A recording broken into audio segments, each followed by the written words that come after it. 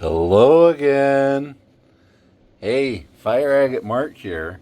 I want to do a beginning to end video, but what I figured I'd do is I'm going to show you everything in every stage. I'll complete each task so that you have an idea of what has to be done. This is a piece of Deer Creek Fire Agate in its rough stage. After it's been dug out, this one's been cleaned up, soaked it for about 2 days with a couple drops of bleach and a little bit of jet dry.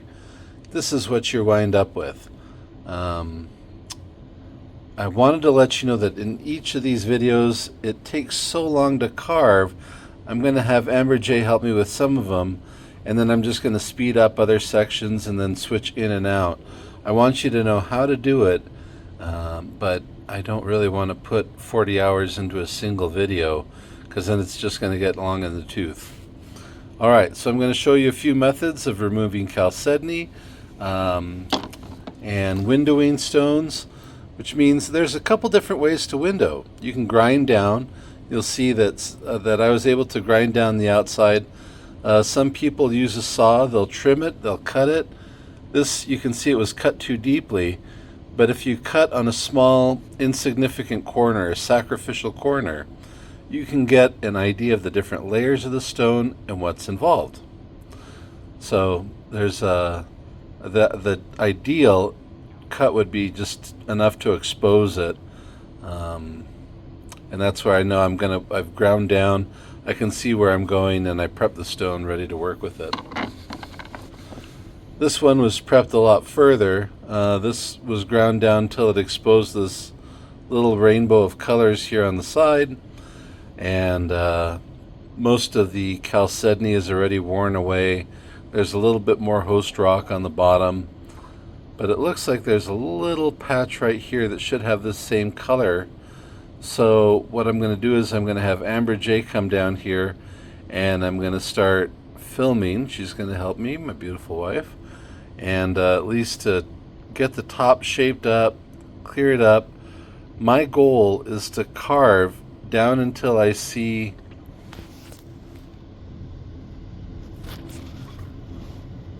this dull orange, because I know that dull orange is the first layer, and then I can see how it progresses with a brighter orange to yellow. There's some purple, blue, green, a brighter orange at the end, but this gives you a map of what colors are in the stone. So you can see underneath this Chalcedony it appears like a dull purple. So I'll carve down until I can see those bubbles, and I'll do that with diamond coated bits. I don't mind using those at all. They're great. You can buy them at Harbor Freight for about 20 or 30 bucks. They come in a big set, or you can find them in other places. And then when I get within this distance, when I'm there, when I can see the orange, then I'm switching over to sintered bits. Sintered means that the diamond or the material is impregnated all the way throughout the bit. So you can see the different tips and the different shapes. These are Verincor bits. They're amazing.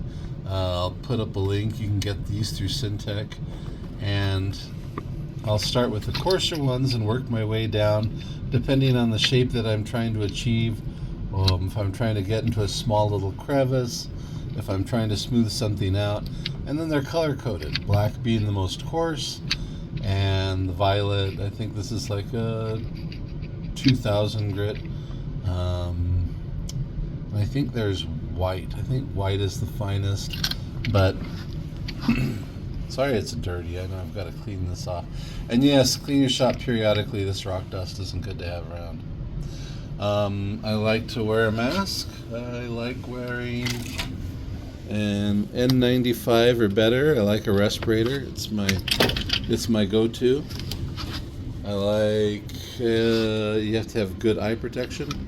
So you can magnifiers and eye protection, but because I need to see what I'm doing precisely. And I'll use the double magnification when I get up close and personal. That's why it's really hard for me to film, because I'm focused on making sure that it's in shot and everything else. So AmberJay is really saving my butt. I use an air purifier as well. I have 2 air purifiers going and a vacuum chamber, a vacuum that cleans out the dust from the chamber where I'm working. All right, we're gonna go get Amber and we'll start carving. All right, so I have a few different vacuums in place and I'm running underwater. I would still be running with the mask temporarily. I'm not.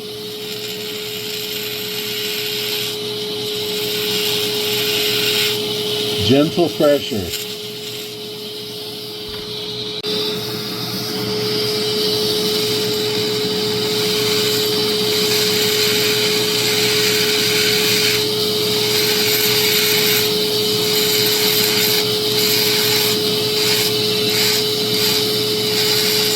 I don't want to push, I don't want to force it, and I don't want to go too fast. I'm pushing about 2 to 3 ounces of pressure at about 5 to 7,000 RPM of speed.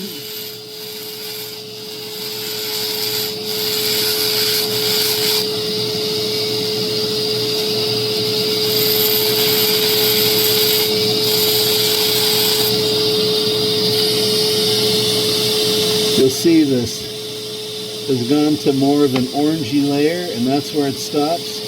That's the end of the stone. So it'll be thin, but now I know this is the body of my stone.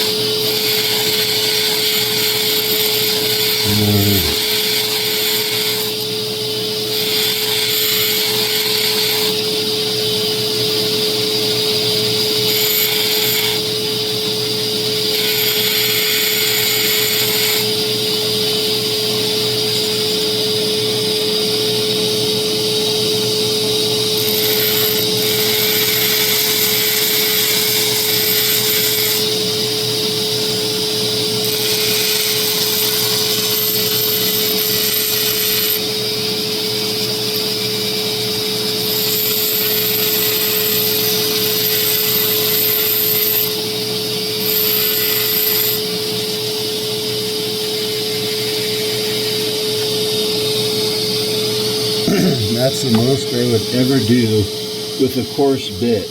And for beginners, I would recommend stopping as soon as you see any hint of bubbles. So I've got my defined portion. I'm going to take a break and then we'll come right back. Alright, so I've switched to a fine sintered cone. This is actually medium grit. This is anywhere from, say, 250 to 400, 250 to 350 grit, I'd say. Maybe 4. And I like the cone because it lets me get into those valleys.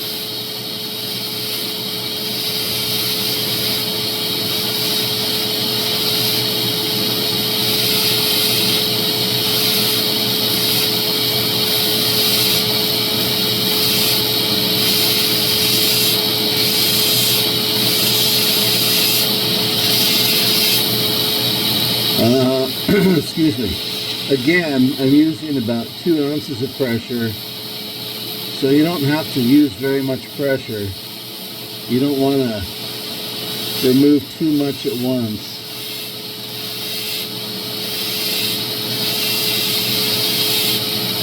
You want to keep the bit moving, because if it rests in any one place, you're going to have tool marks, or it's going to create a giant divot.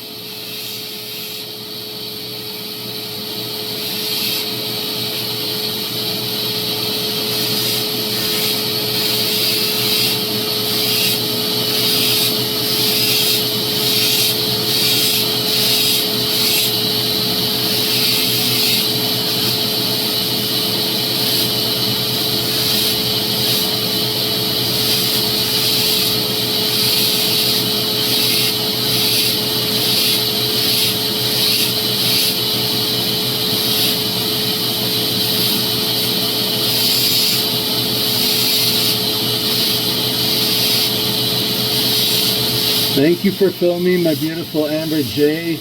This would not be possible without her, because right now I'm able to focus on the stone and not worry about the camera angle or what's happening.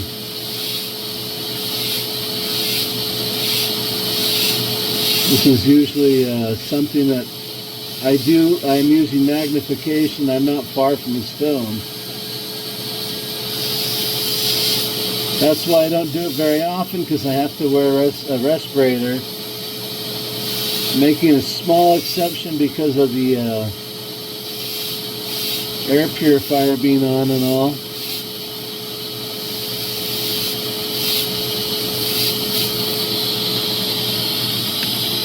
Okay, you can see how it's become more defined.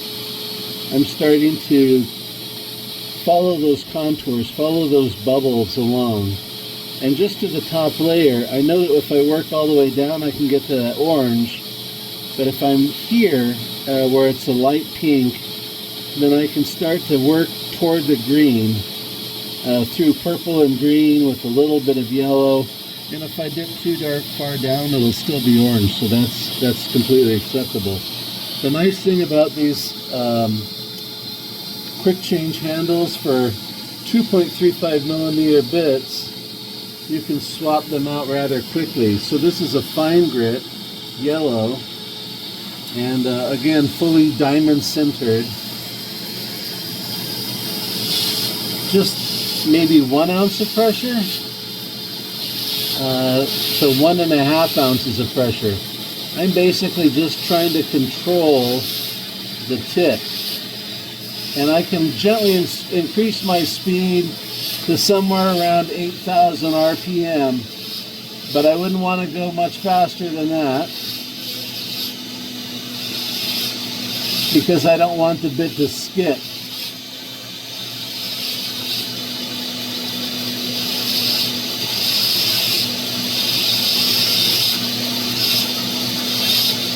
And I'm sure this is starting to get tiring holding that camera.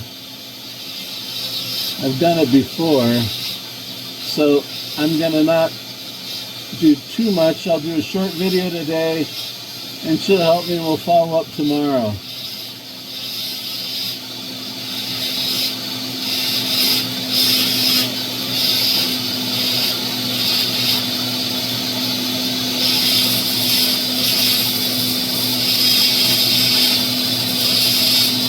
So you'll see the only places I really do dip down are where it seems a little bit darker. If the color hasn't exposed itself, I'll push a little further just to see and verify that there's viable color, strong color there, and that it's worth pursuing. All right. That's about as far as we're going to go today. Fire Agate Mark, beginning to end, part 1, Deer Creek. Thank you for watching. If you haven't clicked yet, please click like and subscribe. Neither of those cost you any money, and you are supporting the channel, so we can keep doing this. And so Amber's going to come back, and thank you very much for helping.